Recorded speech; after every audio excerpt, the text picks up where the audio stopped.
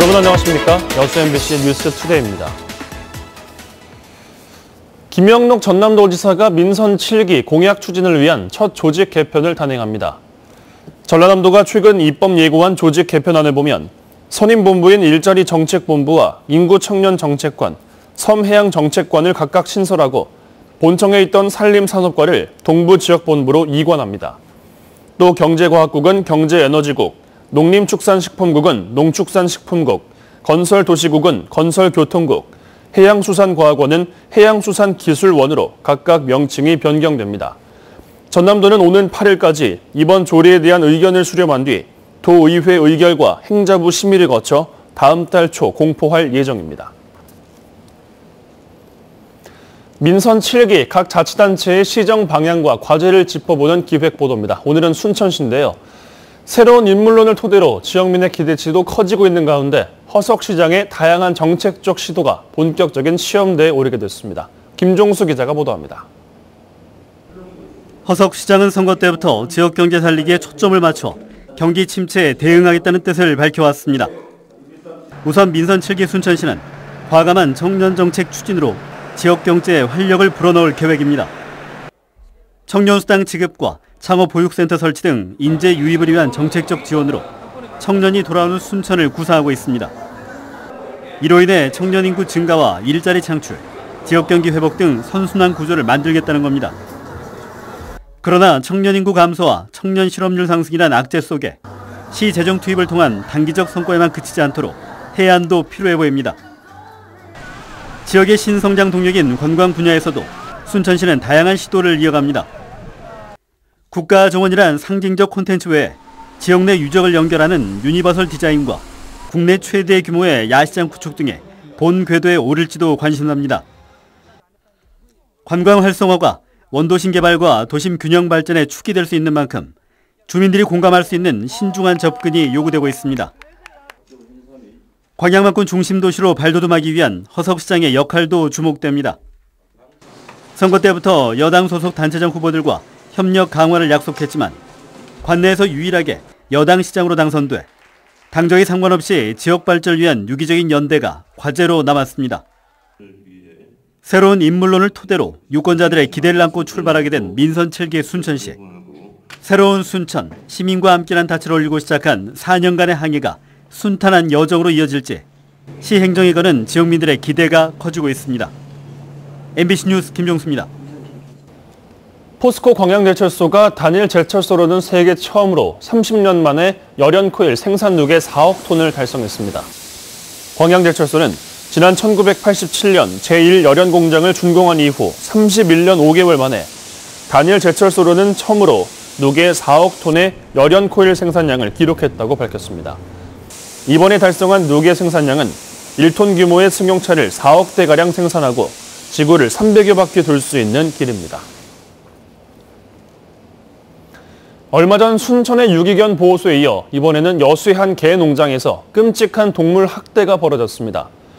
유기견 보호에 대한 인식 개선이 필요하다는 지적이 제기되고 있는 가운데 지자체의 안일한 대응이 학대 문제를 키웠다는 목소리도 높습니다. 조희원 기자입니다. 뼈가 드러날 정도로 앙상하게 마른 개 한 마리가 한쪽에서 죽어갑니다. 이미 부패가 시작된 사체도 있고 살아있는 개도 상처를 제대로 치료하지 않아 다친 부위에 구더기가 가득합니다. 여수의 한 개농장의 모습입니다. 농장 주인은 인기 있는 품종의 유기견을 데려다 사육과 번식을 한 뒤 애견숍에서 파는 수법으로 돈을 챙겼습니다. 한 동물보호단체가 시민의 제보를 받아 이 농장에서 구조한 동물은 모두 63마리. 이 중 심각한 부상으로 입원이 필요한 동물은 20여 마리나 됐습니다. 이처럼 무허가로 배출시설도 제대로 갖추지 않고 운영되던 이 농장은 최근 폐쇄 명령을 받았습니다. 해당 농장이 무허가 사육시설로 시청에 신고된 건 지난달 초. 그러나 실제 폐쇄 조치가 이행된 건 이로부터 한 달이나 지난 뒤였습니다. 6월 30일까지 정리를 한다고 해서 기다리고 있었다고 얘기를 하시거든요, 팀장님은. 현장에 6월 27일 날 들렸을 때 보니까 6월 2일 날에 제가 봤던 살아있던 애들이 27일 날에는 다 죽어 있더라고요. 시청 두세 개 관련 부처 중 어느 한 부처도 적극적으로 나서지 않은 탓에 피해가 커졌다는 비판이 나옵니다. 여기에 유기동물 관련 인력과 예산이 부족해 시에서 운영하는 직영보호소가 수용할 수 있는 동물이 최대 60마리뿐인 것도 문제입니다.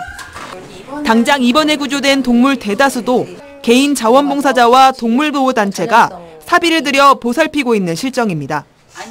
강력한 과태료, 강력한 법안이 생겨야 되는데, 그러니까 입양을 홍보할 수 있고 입양 교육을 할 수 있는 그런 센터에 대한 지원도 필요하고. 해마다 반려동물은 늘어나지만 체계적인 관리를 위한 법 제정과 인식 부족으로 앞으로도 이 같은 문제는 더 늘어날 것으로 보입니다. MBC 뉴스 조희원입니다. 농번기에 접어들면서 해충 확산을 막기 위해 방제 활동이 강화됩니다. 순천시는 최근 5년 동안 전국적으로 벼, 먹 노린재가 꾸준히 발생해 쌀 수확량 감소와 품질 저하 등 피해가 늘고 있다며 현장 기술 지원을 강화하고 농민들의 적기 포장을 당부했습니다. 벼, 먹 노린재는 논둑에서 겨울을 보내다가 여름부터 부화를 시작해 성충으로 자라며 논이나 산림에 피해를 주고 있습니다. 영암 대불산단의 조선업 관련 협력업체들이 조선업 장기 침체로 줄도산하는 위기에 몰려있는 현실, 어제 오늘의 일이 아니죠. 최근 조선 관련 중소기업들이 선박 건조나 개조 등 사업 다각화로 불황 극복에 나서고 있습니다. 문현철 기자가 보도합니다. 한낮인데도 대불산단은 정상 조업하는 공장을 찾아보기 힘들 정도로 썰렁한 분위기입니다. 수년째 계속된 조선업 불황으로 일감이 크게 줄어들었고 인건비 상승과 납품가 하락 등 이중고로 휴 폐업하는 공장들이 속출하고 있는 실정. 이 같은 난관을 타개하기 위해 일부 업체들이 수년 전부터 직접 중소형 선박을 짓는 사업에 뛰어들고 있습니다. 수천 톤급 연안 유조선과 화물선, 심지어 해외에서 수주한 특수 선박까지 만들고 있습니다. 시설이라든가 장비, 그다음에 그 인력, 기술 이런 쪽으로 봤을 때 충분히 중소형 선박, 예를 들어서 3,000톤에서 15,000톤까지 건조할 수 있는 그런 능력들을 다 갖추고 있는 기업들이 여러 개의 기업들이 지금 입주해 있습니다. 아직 걸음마 담긴 선박 건조 사업의 걸림돌은 대불산단에 배를 최종 조립하고 바다에 띄울 공간과 시설이 없다는 것. 업체들은 이 때문에 플로팅 도크 방식의 공동 진수장 건립을 정부에 요구하고 있습니다. 광양이라든지 거기까지 가가지고 가서 지금 배를 진수하고 그렇게 하는데 지금 그런 온갖 측면에서 많이 올라가기 때문에 수주하기도 힘들고 그러니까. 다른 대불산단 협력업체들도 이미 한계에 도달한 단순 블럭 조립에서 탈피해 고부가가치 사업으로 눈을 돌리고 있습니다.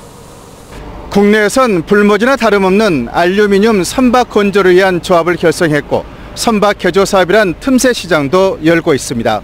MBC 뉴스 문현철입니다. 6.13 지방선거에서 목포시 의회는 민주당이 다수당이 됐습니다. 아직 시의회는 열리지 않았지만 벌써부터 민주당과 목포시 집행부가 소수 정당을 배제한다는 불만이 쏟아지고 있습니다. 김양훈 기자가 취재했습니다.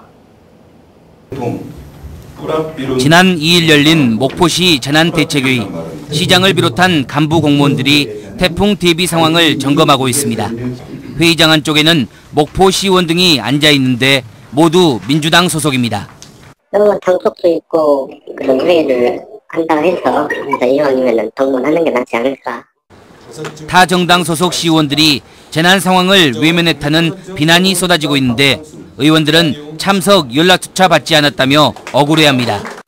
시에서는 전부 다 연락을 해가지고 자기 당 출신 의원들만 온 걸로 그렇게 돼 있잖아요. 우리는 전혀 연락 받은 적이 없는데. 또 재난 상황은 시 전체의 일인데 목포시와 의회 다수당인 민주당이 소수당을 무시했다며 불쾌감을 내비쳤습니다. 목포 시내 전반적인 얘기니까 오든 안 오든 연락을 해가지고 그 조치를 하게 만들어야죠. 그게 안 맞죠. 목포시는 의원들에게 참석 요청을 하지는 않았다고 해명했습니다. 그런데 회의장 내 의원들 자리가 미리 배정된 점 등으로 봤을 때 집행부가 사전에 이들의 참석 여부를 알았을 가능성이 높습니다. 목포시의 재난상황 점검에 시의원들이 참여한 것은 집행부와 의회의 협력으로 평가받을 만합니다. 그러나 시민의 안전을 논의하는 재난점검회의까지 민주당 일색으로 야당과 무소속 의원들을 배제한 데에 대해 논란이 일고 있습니다. MBC 뉴스 김양훈입니다. 광양시가 2018년 하반기 공공근로사업 참여자를 모집합니다. 광양시는 오는 13일까지 올 하반기 공공근로사업 참여자를 모집하기로 하고 꽃길 조성과 탄소포인트제 데이터베이스 구축 등 20개 사업에 75명을 선발합니다. 참여 자격은 사업 개시일인 9월 3일 기준 만 18세 이상인 근로능력자로서 가구소득이 기준 중위소득 60% 이하거나 재산이 2억 원 이하이면 신청이 가능합니다.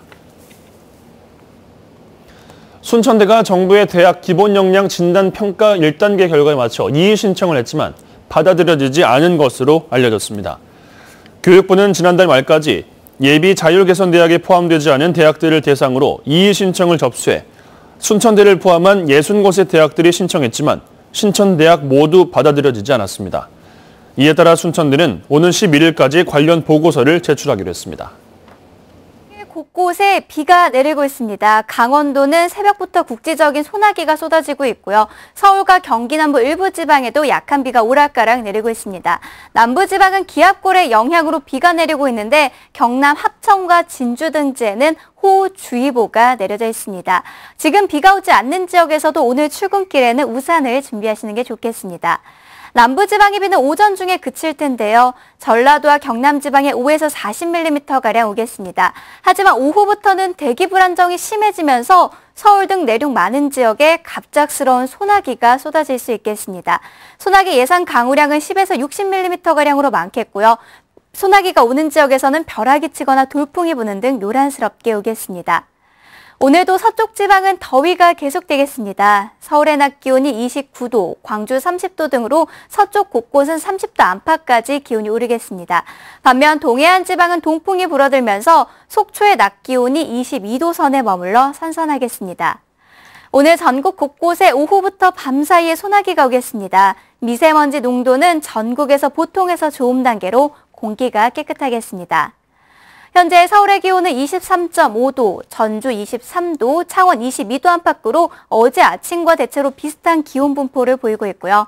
한낮 기온은 서쪽 지방을 중심으로 크게 오르겠습니다. 서울이 29도, 광주 30도, 목포 29도까지 오르겠고요. 동해안 지방은 강릉이 22도, 포항은 23도 선에 머물겠습니다.